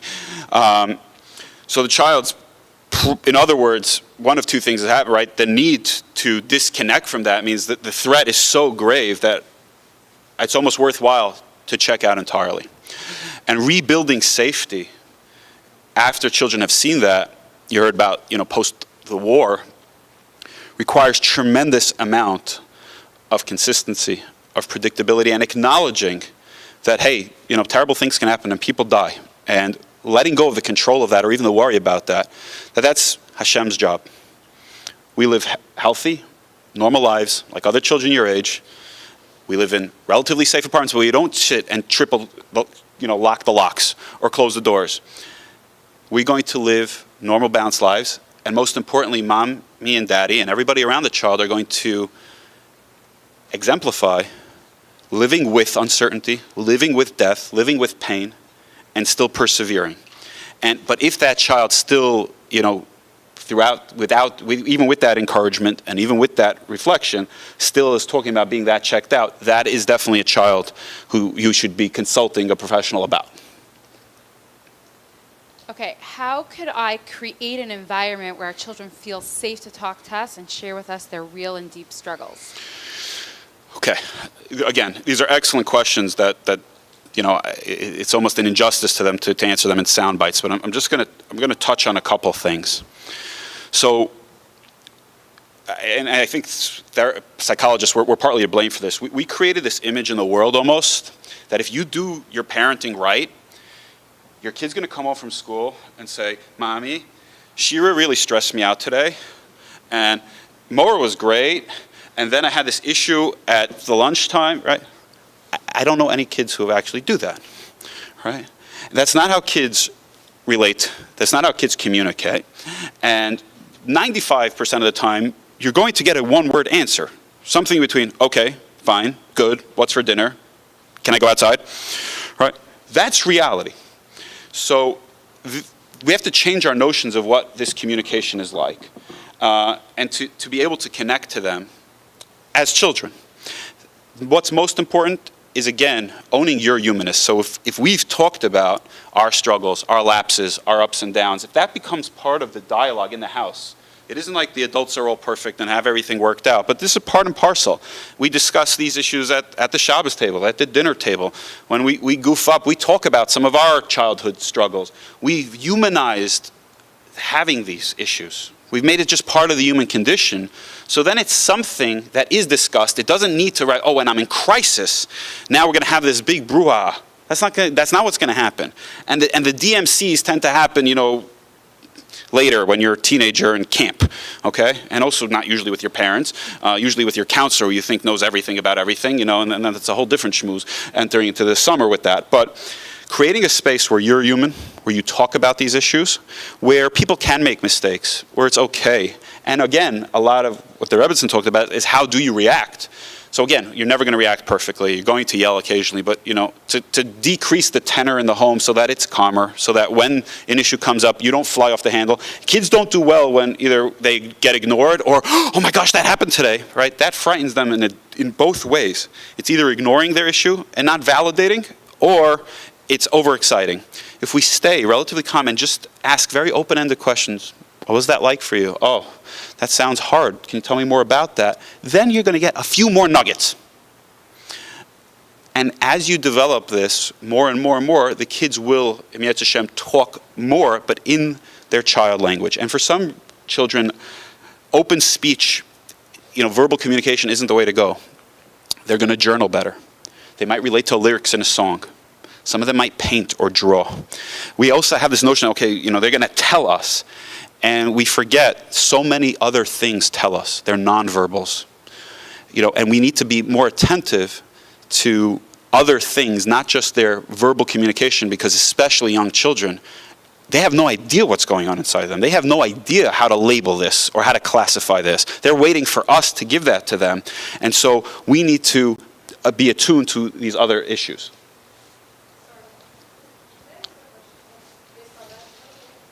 It's fine by me. Yeah.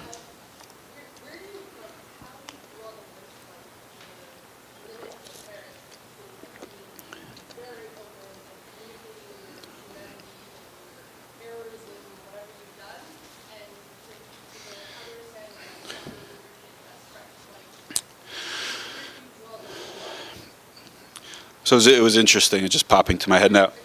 Oh, sorry.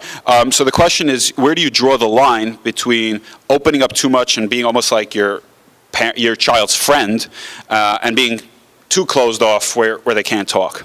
And I lost track of the days already this week, but yeah, I think it was yesterday. I called Revelia Brudny about something for myself, some endeavor I'm trying to take on. I was trying to get the exact parameters of this, and I got a good yelling, which he tends to do with me sometimes. And he said, I can't teach you the fifth Shulchan Aruch. You have to have seichel. And I pressed. I'm fairly persistent, so I got some nuggets, but it's very hard to teach an exact line because there isn't an exact line. Here's some of the framework. So I think as adults, and especially the training we got for many years was, buttoned up, the adult, those days are largely done.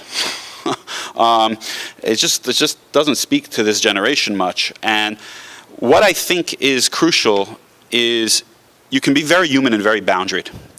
That means they don't have to know. The most important thing is they don't feel like they're burdened with your issue. So I can share a lot if I can give the sense that this isn't your problem, this is something I've worked on, or I'm working on, or I'm getting help with. The most important thing is that the child doesn't feel like, okay, oh man, I'm mom's therapist, right? Or mom doesn't have it together. That's terrifying for a kid. But they can hear that you're struggling with quite a bit as long as they feel that, okay, you have it roughly under control, or it's work in progress. That's one thing. Also, you want to try to basically be appropriate. You don't want to get them involved in too out of their age limit kinds of concepts or issues, but you'd be shocked. I run a very, very open house. My kids have tremendous, just on the phone calls and things that I'm constantly dealing with, and so at very, very young ages, they're already able to talk about some of these things because it's fairly normal. And so we can really calm that down, and that creates a tenor in the home, and even for some of the people who might be quote unquote less emotional, and the husbands and your older boys, at least they can pick up that, hey, it's fine to talk about this. It just becomes something normal, versus this sense that this is a taboo until it's a crisis, and that's terrifying. No kid, every child. That's one of the other reasons why mental health is so hard to pick up. Who wants to walk around? I'm a nebuch. I'm a rachmanis. Right? The vast majority of people, you want to be perceived as normal and functional and healthy. So it's very hard for us to admit to ourselves, let alone to our peers or our parents or our teachers, that I'm really struggling in here. And so if we normalize it more at the home level, that these are human struggles. We don't have to categorize it, this is a mammoth issue. This is somehow you're pegged or judged to be less than or deficient. That can become a much bigger part of the vernacular. Okay, time for a few more questions. Can you clearly identify what is typical teenage behavior, like age 15 or 16, versus what warrants seeing a therapist or a doctor in regards to social and friends and challenges, uncertainty in that area? So I absolutely cannot clearly articulate that. No. What I can try to do, again, is give you some basic ideas. So at every age we struggle to fit in. How are we perceived socially? But certainly in the adolescent years, we move away from, the scope of what do my parents think to what do my friends think. And those are hard years, just in terms of the amount of, this is what I actually spoke about 8 years ago, it was adolescence. What happens during those changes, the hormonal changes, the body changes, the spiritual changes. I mean, the only time in life that we have as much change is when we're infants. So the only time we're actually cognizant of that amount of change is during our teenage years. And just even trying to figure out who on earth am I and who are you and what's this relationship like is really challenging. So you're going to expect a fair amount of bumps in the road. That being said, we have this myth about adolescents that they're crazy. And, hopefully, like when they're 19, 20, they'll stop being crazy. That's absolutely incorrect. The vast majority of adolescents are healthy, functioning individuals who are just going through a lot of changes. And so if you see a teen really pulling out of a social circle, they're spending way too much time at home. They're just doing a tremendous amount of reading or iPad or whatever they're doing. They're spending a lot of time in solitude. And it's increasing, or it's been a shift, especially. Some kids are more introverted, and that's how they've been. They've always liked that, and you're trying to edge them a little bit into socializing. But if this kid who is a bit more extroverted is going and pulling into themselves, that's a sign something's up. If the kid is really trying to avoid certain people or certain activities, or especially group activities, you want to suspect that something's, there's been a fallout in the peer group, there's been some bullying, things like that. And those are, again, the kinds of things, when you say something, hey, I noticed you're hanging out less with Chani, all right? What's going on? Say very specific. Don't like, I see you're having social difficulties, and the kid's just going to hide, lock the bathroom door, and never talk to you, all right? Try to keep it very specific and focused, and see if you can open that up. So, and kids, obviously, boys can get, very aggressive. But you're looking at big shifts. They could be gradual, but they're big shifts from how were they beforehand. And you're trying to get a sense of, do they feel valued by their peer group, and do they at least have a chever? You don't need a huge group of friends in life. You need like a couple really good friends and then a social network. And as long as a kid has that, most of the time, those kids are going to do relatively okay. It's the kids that really, you sense that they don't have anybody really close in their life. They don't have anybody who they're getting invited over to or who's coming over. Those are kids you really want to worry about because, again, relationships are crucial. And, the template for not good in this world, lo tova yos adam levado, being alone and isolation. So that is one of your key markers for children and adolescents is when they really start to crumble socially, that's usually a sign that something internal is going on or it's likely to really lead to that. So that is an important sign if that's going on. Okay, thanks. How do I repair family relationships that have gone bad due to mental health issues? That's like a 3-hour one. These are good questions, but tough ones. So how do I repair family relationships that have suffered due to mental health issues? And so, one of our greatest impulses is to fix everybody else. And an incredibly powerful teaching in general, but certainly from the Baal Shem Tov and others, was that our interactions with others are a mirror. Oh, and sometimes that's a painful mirror. That's like a funhouse mirror on you. But it often reflects on something, hey, what's going on? And so the person who you can change the most is yourself. If you get healthier, you get stronger, you become more articulate, you become either less passive-aggressive or aggressive and more assertive. And you can deal with things from a place of healthy core, presence, calm, from your nefesh, and you can deal with empathy. That can repair a lot.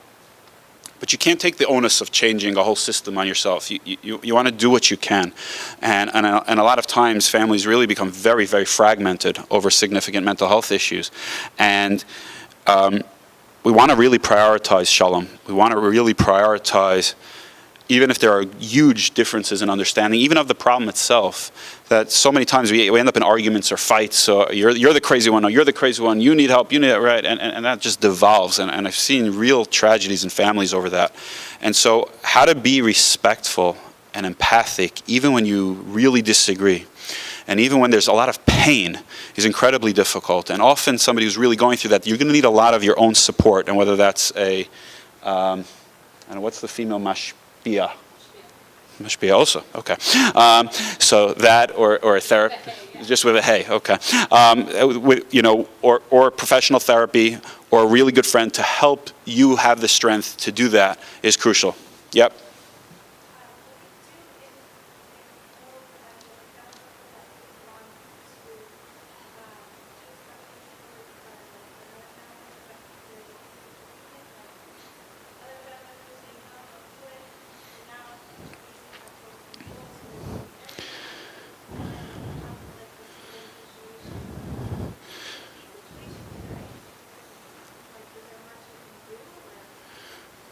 So, on one hand, there are very few magical solutions.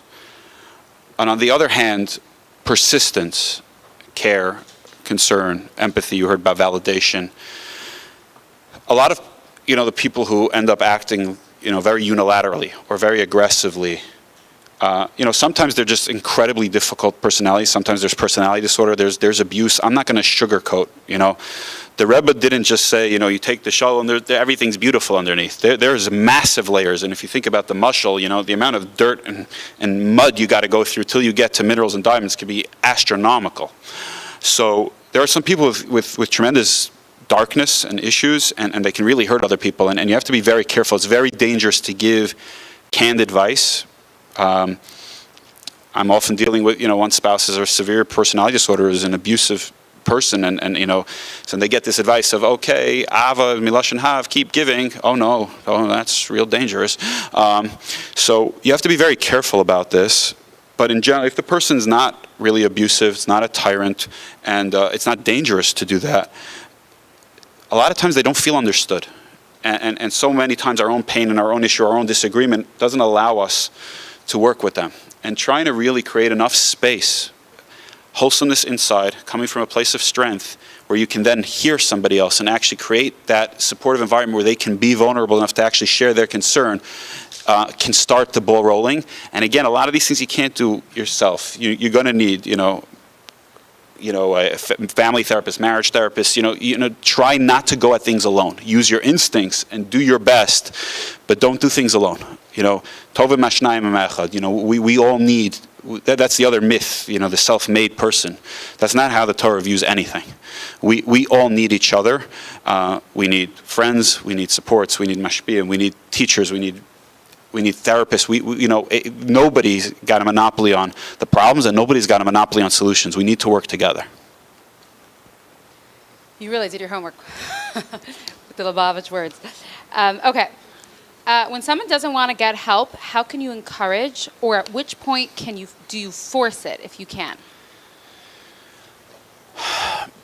So this goes to really the whole, foundational issue we have with the whole issue of getting people to help is, for so many people, mental health help means I'm weak, I can't do it alone, something's wrong with me, you're really saying I'm a nutcase, you can't tolerate me, you don't get me, and you really need the help. And, the first bunch of years of my practice, I would get a lot of mandated kids from the yeshiva, from their parents, and it was almost this tragic comedy. Kid sits on the couch, why are you here? Okay. What are you hoping to get out of here? I don't know, ask them, they sent me here. Who's them? My parents. Okay. Why did they send you here? I don't know, they're the ones who need the help. All right. This therapy is not going anywhere. It's brutal. And why the kid is there feeling judged, not accepted, like he's basically being told he's crazy. And so that's just an awful thing. We have to start at the bedrock and create this sense that we all need help. We all get help in different forms. Everybody has, whether it's a personal trainer, a doctor, we all get assistance. We have to destigmatize as much as possible these struggles and the help, we also have to mean it really sincerely. We also have to really dig deep, and much of the time, especially when it's a child, we have to be able to say, I need to figure out some things, how to change my parenting as well. I want to learn how I could, be a better mother or father to you. And we're going to go do this together. So I'm not dropping you off. I can't tell you how many FedEx kids I've had in my office over the last number of years. Okay, drop them off, refurbish them, send them back to me. That does not work. And so we got to dig deep. And then when somebody feels this isn't you versus me, we're in this together, we're a team, and we're all working to grow together, they're much more amenable to getting help. And it's much more likely that you're actually going to get something out of that treatment. Yeah?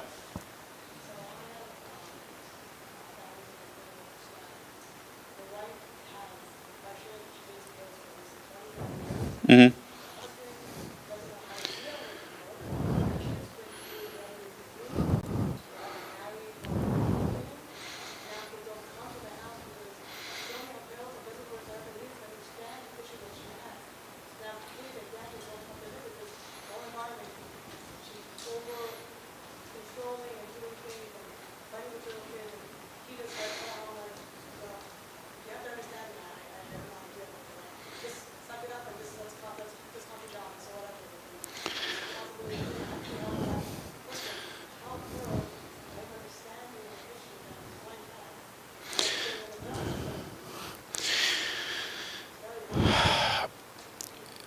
So there's a person, basically a husband and wife. The wife is struggling with severe depression for 20 years, and despite medication treatment, sounds like she still really struggles. The husband doesn't really understand the issue.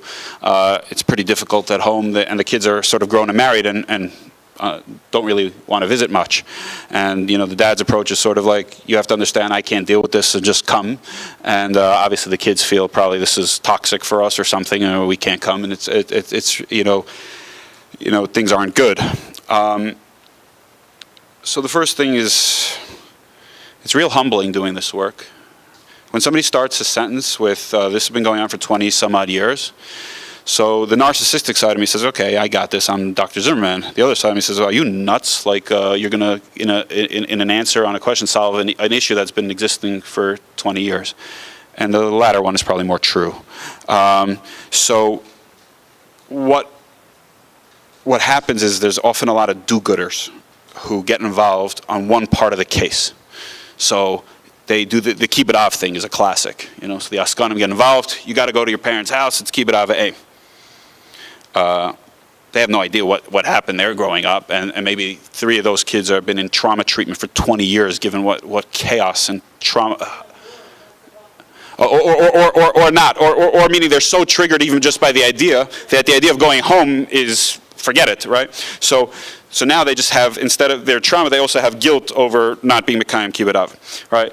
The dad, whatever the issue of understanding the mental illness, is probably a mammoth source of pain and frustration for him and some blockage. And so you're dealing with a whole structure, and you try very, very gingerly, and you also have to know your role. What's the person's role in this? What can I help? What's really my role? Just to be there and be empathic as they unfold the struggle. What can I really do? What can't I do? What am I trained to do? Who do I need to get involved? So these are a lot of things that we naturally care, and we want things to go well. And that's beautiful, but we also need to know our roles and our limits. In every situation, that changes dramatically. So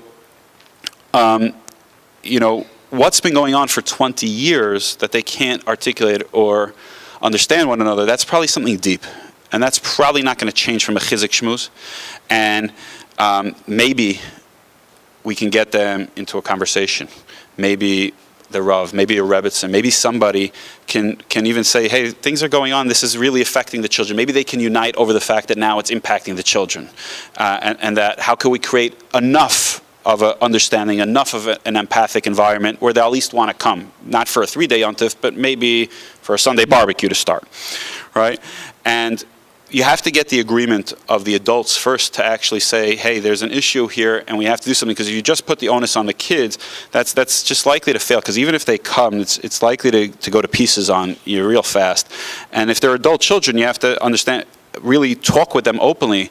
What's your fear? What's likely to happen? Are you concerned about the impact on your mental health? Are you concerned about your children seeing this? Or what is your concern? Or, maybe they have real animosity towards one parent. These things are often what happens on the outside. You're seeing this tiny tip of an iceberg. And underneath, there's layers and layers and layers of pain, not just the 20 years, what led to the 20 years of depression. And you can sometimes go back to diaries of this stuff. And people, they intervene at this little tip, and they're well-intentioned, but unless you're going to start to really get involved and somebody's going to really start to take these things apart more and do some real work, it's very unlikely you're going to deal with an intractable situation of 20 years and make a change. Okay. No, so I think that was the last question. We have to officially end it now. Everyone's been amazing and sitting there for about 2 hours. So thank you so much, Dr. Zimmerman. If you want to just wrap up your final words, but we're going to stop the questions and the live stream now. So, again, just to reiterate, I think the number one thing is we're the only people we can directly change, and to work on ourselves, but not from a place, I got to change, I have all these improvements to make, to work from a place of digging deeper to find our diamond, to get in touch with our humanness, to embrace it, to embrace our imperfections, to embrace our struggles, to understand that there's somebody across from us that's got their whole own parsha, and to really dig deep inside, not to try to be perfect, not to try to take every piece of advice and now do that. Take something that resonates, something meaningful. Also take good care of yourself, but also to know that despite, therapists and family therapists and psychiatry and everything like that, there is nothing that comes close. And this is scientific. This isn't just a feel-good MISA. There is nothing that comes remotely close to the parent-child connection. And that doesn't have to be a perfect connection, but that human connection, that care, that concern, that attempting to be there, to empathize, to support, to validate, you have no idea, like you heard, of what that can do for a child. And that is by far, the most powerful mental health and spiritual health intervention known to man. And so it is crucial that you never give up on yourselves or your children, and you just dig deeper into that. And then we also have to remember, we're only Hashem's shluchos. We have to leave a lot of the things that we can't control up to Him. We do our part, a very human part. You're not asked to be angels. You're not asked to be perfect. You're asked to be humans who have your own struggles and your own failings and your own histories. Be human. Be real, be authentic, be kind, be caring, be compassionate to yourselves and to your family members, and Hashem will do the rest. Wow, thank you. On your chairs, you also have little tzedakah, so that we're not just here for ourselves. Keep in mind, giving tzedakah to somebody else. We're there for each other. We're there as a community. Thank you again, Dr. Zimmerman.